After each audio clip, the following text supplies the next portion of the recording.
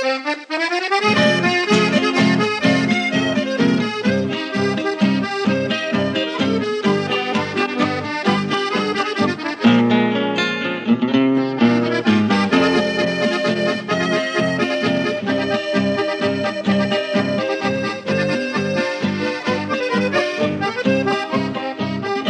azar de la vida llevóme de la mano un día hasta tu morada, angélica amada, y tal cual presentida, tan bella como seductora, en tus ojos brilló la aurora que mi sendero alumbrará.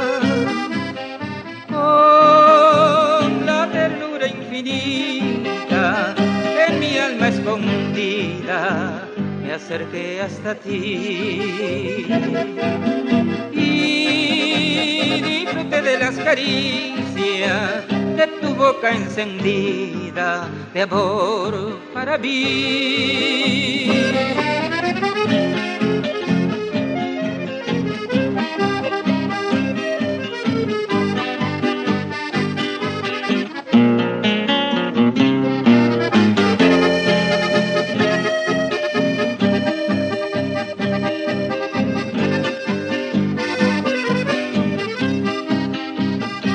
Dichoso contigo, sabiéndote mi compañera, ansiada en la vida, realidad sentida, pero nubes de pena, el viento dibujó en mi cielo, que fuera tan azul sereno, robándome tu claridad.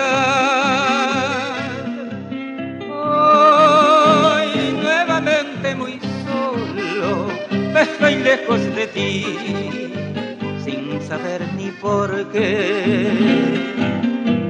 Hoy pesaroso y sin odio, y quizás algún día he de hallarte otra vez.